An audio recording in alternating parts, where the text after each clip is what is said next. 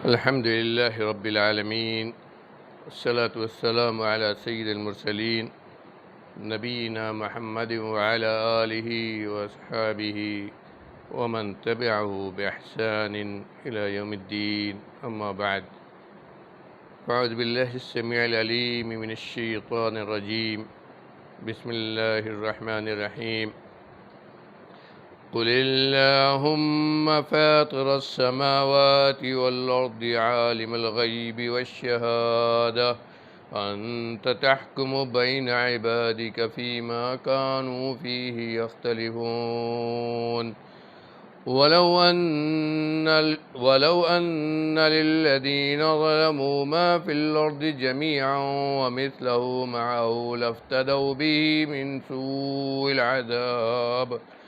لافتدوا به من سوء العذاب يوم القيامة وبدا لهم من الله ما لم يكونوا يحتسبون وبدا لهم سيئات ما كسبوا وحاق بهم ما كانوا به يستهزئون. معزز مکرم سامعین، ناظرین، دوستو، سورہ زمر کی جو آیات آج ہم نے ذکر کی ہیں، جو تلاوت کی ہیں ترجمہ و تشریح کے لیے، ان میں بھی اللہ رب العالمین نے اپنی عظمت و بزرگی اور بڑائی کبریائی کا ذکر کیا ہے، اور اسی کے تعلق سے عقیدہ توحید کو سمجھایا ہے، اور جو لوگ اس عقیدہ توحید پر نہیں ہیں، ظلم کیا ہے اپنے نفس پر، ان کا انجام کیا ہوگا اس کو بیان کیا ہے۔ گزشتہ درس میں ہم نے جن آیات کی تشریح کی تھی، تفسیر کی تھی، ان میں اللہ رب العالمین نے شرک کی جو سب سے بڑی بنیاد ہے، شفاعت کے مسئلے میں گمراہی، اس کو بیان کیا تھا۔ حقیقت میں بڑا ہی اہم مسئلہ ہے، آدمی اس میں زیادہ ہی بہکتا ہے اور یہ سمجھتا ہے کہ بغیر سفارش کے کیسے ہماری بات پوری ہو جائے، ہمارا مطالبہ پورا ہو جائے۔ اس کو بیان کرنے کے بعد اللہ رب العالمین نے اپنی عظمت و بزرگی کا ذکر کیا ہے، یہ بتلانے کے لیے کہ وہ عظیم رب ہر چیز کا مالک ہے، حتیٰ کہ شفاعت بھی اسی کے قبضے میں ہے، اور جس کو شفاعت کی اجازت دے وہی شفاعت کر سکتا ہے، جس کو سفارش کرنے کی اجازت دے وہی سفارش کر سکتا ہے، اور پھر سفارش بھی لامحدود نہیں، بلکہ جتنی حد اس کے لیے متعین کی جائے گی اتنے ہی میں۔ اور اپنے طرف سے اگر ہم سفارشی کسی کو بناتے ہیں تو یہ لغو لایانی ہے، اس لیے کہ ہمیں کیا معلوم کہ ان کو جن کو ہم سفارشی بنا رہے ہیں ان کو کچھ اختیار ہے بھی کہ نہیں ہے، وہ ان کی سفارش سنی جائے گی کہ نہیں سنی جائے گی۔ اس سے کہیں اچھا یہ ہے کہ ہم براہ راست اللہ سے مانگیں۔ اللہ رب العالمین فرماتے ہیں، قل اللہم فاطر السماوات والارض عالم الغیب والشہادہ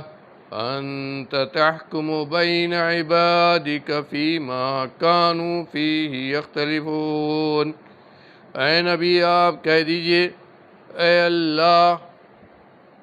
اللہ آسمانوں اور زمین کے پیدا کرنے والے،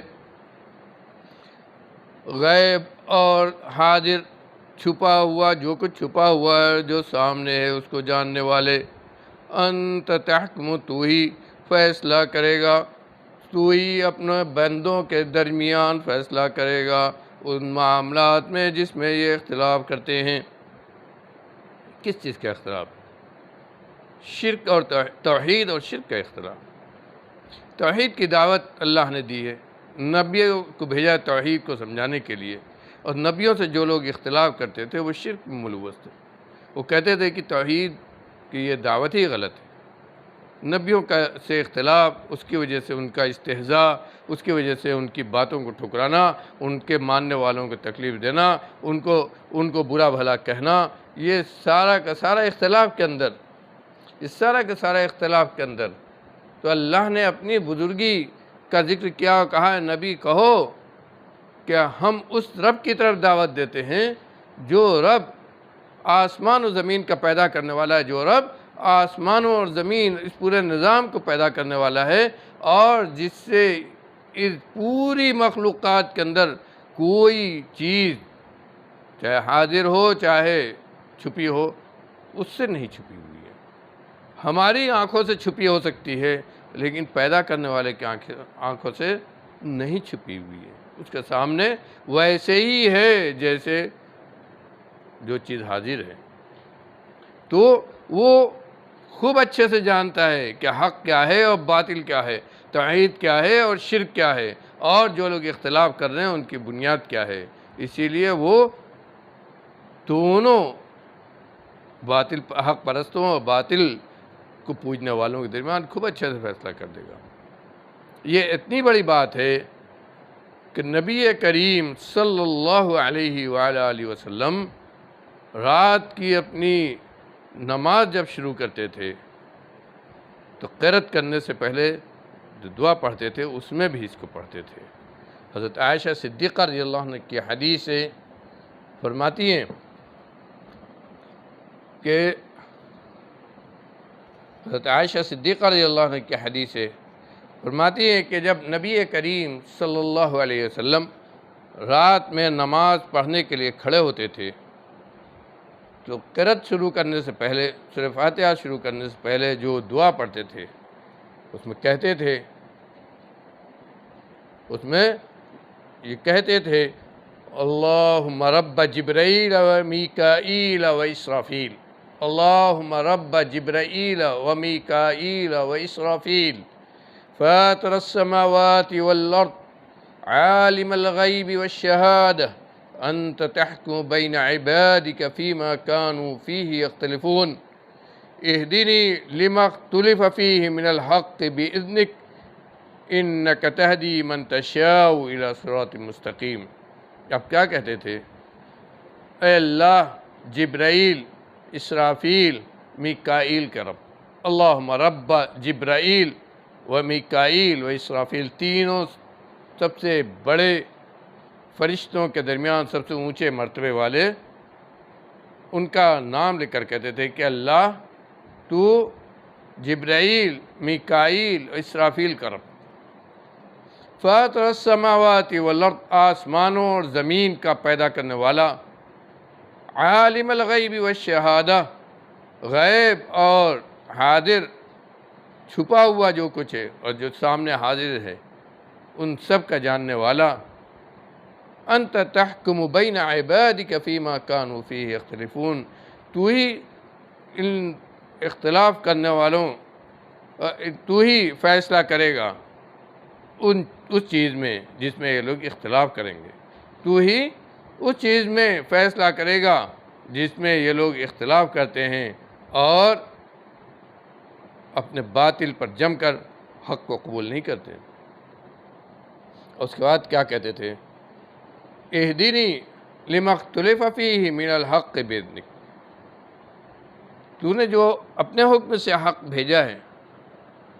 اس میں جو اختلاف کیا جا رہا ہے اس میں صحیح راستے کی طرف، سیدھے راستے کی طرف ہماری ہدایت کر۔ اس اختلاف کی وجہ سے کیوں یہ دعا کرتے تھے؟ حق اللہ نے نازل کیا، اس میں اختلاف کیا جا رہا ہے، کوئی کہہ رہا ہے اس کا مطلب یہ ہے اور کوئی کہہ رہا ہے اس کا مطلب یہ ہے، کوئی کہہ رہا ہے کہ اس کو اس طرح کیا جائے اور کوئی کہہ رہا ہے اس کو اس طرح کیا جائے۔ تو اس اختلاف میں جو صحیح ہے اور تیرے حکم کے مطابق ہے اس کی طرف تو ہدایت کر دے۔ اس اختلاف سے بچنے اور سیدھے راہ پر چلنے کی آپ دعا کرتے تھے کہ دنیا میں، اور یہ ہمیشہ سے ہوتا رہا ہے کہ اللہ کا جو دین ہے اس میں آنے کے بعد طرح طرح کا اختلاف کیا گیا ہے، اور یہ اختلاف کرنے والے ہر مذہب کے اندر کہا کہ جو اختلاف کرتے ہیں تیری باتوں سے، تو نے جو حق اپنے حکم سے بھیجا ہے، اس سے جو لوگ اختلاف کر رہے ہیں اس میں ہم کو سیدھا راستہ دکھا دے۔ اِنَّكَ تَهْدِي مَن تَشَاءُ إِلَىٰ صِرَاطٍ مستقیم، کیونکہ تو ہی جس کو چاہتا ہے صراط مستقیم کی ہدایت کرتا ہے۔ بہت بڑی یہ دعا ہے میرے بھائیوں، اس لیے کہ ہدایت اللہ کے ہاتھ میں ہے، ہدایت دینا یہ اللہ کے ہاتھ میں ہے۔ صحیح بات دل کے اندر ڈال دینا، صحیح دین پر قائم کر دینا، صحیح چیز جس سے کامیابی حاصل ہو اس تک پہنچا دینا، یہ اللہ کا کام ہے۔ اس لیے ہدایت کی دعا رات میں بھی آپ کرتے تھے، صبح بھی کرتے تھے۔ رات میں نماز جب شروع کرتے تھے تو سب سے پہلے جو دعا پڑھتے تھے اس میں یہی پڑھتے تھے، اور اللہ کی عظمت، اس کی بڑائی، اس کی کبریائی، اس کی بزرگی کا حوالہ دے کر نبی کریم صلی اللہ علیہ وسلم نے ایک حدیث فرمایا کہ اللہ کا سے جب مانگو تو اس کے بڑے نام سے مانگو، اس سے تمہاری دعا قبول ہوگی۔ گویا اسماء حسنی کا حوالہ دو، یہاں بھی نبی کریم صلی اللہ علیہ وسلم اس دعا میں اسماء حسنی ہی سے اپنی دعا شروع کرتے تھے۔ اللہم رب جبرائیل و میکائیل و اسرافیل فاطر السماوات والارض عالم الغیب والشہادہ، یہ سب اللہ کی بزرگ اور بڑے ناموں میں سے ہے۔ انت تحکم بین عبادک فیما کانوا فیہ یختلفون، اور یہی نہیں بلکہ آپ نے اس دعا کو صحابہ کرام کے اس طرح سکھایا کہ عبداللہ ابن عمرو ابن عاص رضی اللہ عنہ فرماتے ہیں، یہ وہ صحابی ہیں جن کے بارے میں آتا ہے کہ نبی کریم صلی اللہ علیہ وسلم کے حدیث کو لکھ لیا کرتے تھے، وہ لکھ لیا کرتے تھے۔ یہ ان صحابیوں میں سے جو لکھنا پڑھنا جانتے تھے، سابقین الاولین میں سے ہیں، جنت کی بشارت اس دنیا میں ان کو دی گئی، حدیثوں کو لکھ لیا کرتے تھے۔ تو کہتے ہیں کہ یہ دعا جو آپ نے ہم کو بتائی، ہم کو بھی بتائی اور سکھائی، اور ہم سے کہا لکھ لو، تو ہم نے اس کو لکھا اور اس کو یاد کیا، اور ہم روز اس کو پڑھتے تھے۔ کیا ہے؟ کہا کہ ہم کو سکھایا آپ نے کہ پڑھا کرو، اللہم فاطر السماوات والارض عالم الغیب والشہادہ انت تحکم بین عبادک فیما کانوا فیہ یختلفون، انت رب کل شیء و الہ کل شیء اشہد ان لا الہ الا انت وحدک لا شریک لک وان محمدا عبدک ورسولک والملائکۃ یشہدون اعوذ بک من الشیطان وشرکہ واعوذ بک من ان اقترف علی نفسی اثما۔ اس دعا سے پہلے بہت ہی عظیم دعا ہے، اس دعا سے پہلے بھی اسی طرح اللہ کے بزرگ نام، برتر نام، اللہ کی کبریائی اور بڑائی کا ذکر ہے، اور اپنی کمزوری کا اور کس چیز سے پناہ مانگی ہے، اعوذ بک من الشیطان وشرکی، اے اللہ میں تجھ سے پناہ اللہ میں تیری پناہ چاہتا ہوں، اے اللہ میں تیری پناہ چاہتا ہوں شیطان سے اور اس کے شرک سے۔ شیطان خود شرک کیا شیطان نے، اور شرک کی طرف پوری انسانیت کو بہکایا، کہا کہ شیطان، اس کے وسوسے سے، اس کے شرک سے میں تیری پناہ چاہتا ہوں۔ وَأَعُوذُ بِكَ مِنْ أَنْ أَقْتَرِفَ عَلَى نَفْسِي إِثْمًا، اور میں تیری پناہ چاہتا ہوں کہ میں کوئی گناہ کر کے اپنے نفس پر ظلم کروں۔ تو یہ آیت ایک طرح سے دعا ہے، اور دعا کرنے کا طریقہ بھی اس سے بتایا گیا، اور اس کے ذریعے اللہ نے انسانوں کو سمجھایا کہ وہ عظیم ذات جس کی یہ صفات ہے، اس کو سمجھ کر صرف اس کی عبادت کیوں نہیں کرتے، کیوں اس کے ساتھ شرک کرتے ہو؟ جبکہ مشرکین کا حال کیا ہے؟ جب اللہ کے ہاں پیش ہوں گے تو ان کا معاملہ کتنا خطرناک ہوگا۔ اللہ رب العالمین فرماتے ہیں وَلَوْ أَنَّ لِلَّذِينَ ظَلَمُوا مَا فِي الْأَرْضِ جَمِيعًا وَمِثْلَهُ مَعَهُ لَافْتَدَوْا بِهِ مِنْ سُوءِ الْعَذَابِ يَوْمَ الْقِيَامَةِ اگر ظالموں کو وہ سب کچھ دے دیا جائے جو اتنا سب کچھ زمینوں کے اندر ہے اور اسی کے مثل، اور یعنی زمین میں جتنا کچھ ہے پورا زمین کا خزانہ اور اسی کے مثل اور اس کا دگنا، تو قیامت کے دن جب وہ عذاب میں ڈالیں گے تو اس عذاب سے، اس دردناک عذاب سے بچنے کے لیے چاہیں گے کہ سب کا سب وہ فدیے میں اس کا عوض دے دیں اور عذاب سے بچ جائیں۔ آج ان کو سمجھ میں نہیں آ رہا ہے، ظلم کرتے جا رہے ہیں، اللہ کے ساتھ ظلم کیا، شرک کر کے بندوں کے ساتھ ظلم کرتے ہیں، لیکن وہ سمجھتے ہیں کہ اللہ کے ہاں کچھ ہونے والا نہیں ہے۔ ان کا حال اللہ کے ہاں قیامت کے دن یہ ہوگا کہ جب وہ عذاب کو، دردناک عذاب کو دیکھیں گے تو اگر دنیا میں کا پورا خزانہ بلکہ اس کا دگنا ان کے پاس ہو تو چاہیں گے وہ سب دے کر ان کو اس عذاب سے چھٹکارا مل جائے۔ وَبَدَا لَهُم مِّنَ اللَّهِ مَا لَمْ يَكُونُوا يَحْتَسِبُونَ، کیونکہ اس وقت ان کے لیے وہ کچھ ظاہر ہو جائے گا، وہ کچھ اپنے سامنے وہ دیکھ لیں گے جس کا وہ گمان بھی نہیں کر رہے تھے، اس لیے کہ ان کو اللہ پر، قیامت پر، اللہ کے سامنے حساب دینے پر، جنت و جہنم پر ان کا ایمان ہی نہیں، اس کو مانتے ہی نہیں، اللہ کے نبی کی دعوت کو قبول کرتے ہی نہیں، اللہ کے نبی کی باتوں کو مانتے ہی نہیں، وہ اللہ کے ساتھ شرک میں، انسانوں کے ساتھ ظلم میں لگے ہیں، سمجھتے ہیں کہ یہی ہماری طاقت ہے، لیکن جب اللہ کی طاقت کے سامنے وہ آئیں گے اور اپنا حساب دینا ہوگا اور عذاب دیکھیں گے تو وہ چیز وہ سامنے دیکھیں گے جس کا انہوں نے گمان بھی نہیں کیا ہوگا۔ اور اس کے بعد کیا کہا؟ وَبَدَا لَهُمْ سَيِّئَاتُ مَا كَسَبُوا وَحَاقَ بِهِم مَّا كَانُوا بِهِ يَسْتَهْزِئُونَ، اور جو کچھ عمل کیا دنیا میں اس کی ساری برائیاں ان کے لیے ظاہر ہو جائیں گی، اور جس کا وہ مذاق اڑا رہے تھے اور جس کے ساتھ وہ مذاق کرتے تھے اور جس کے ساتھ وہ مذاق کرتے تھے وہ انہیں آ گھیرے گا۔ یعنی وہ یہ سمجھتے تھے کہ نبی جس عذاب کی دھمکی دے رہے ہیں، نبی جس عذاب کے بارے میں بتلا رہے ہیں، یہ عذاب آنے والا نہیں ہے، یہ ساری چیزیں ناممکن ہیں، ہم جو کر رہے ہیں یہی سارا کچھ ہمارا ہے۔ تو اور اسی لیے وہ نبی کا مذاق اڑاتے تھے، نبی کی تعلیمات کا مذاق اڑاتے تھے، نبی کی شخصیت کا مذاق اڑاتے تھے۔ تو جو لوگ مذاق اڑا رہے ہیں اللہ کے دین کا، اللہ کی شریعت کا، اللہ کے دین کو لانے والے نبی کا، اللہ کے دین پر عمل کرنے والے کا اس دنیا میں، وہ ان کو قیامت کے دن نظر آ جائے گا کہ اس مذاق کا انجام کیا ہوا، اور اس مذاق کے تعلق سے اللہ نے جو عذاب ان کے لیے تیار کیا ہے وہ ان کو پورے طور پر جب گھیر لے گا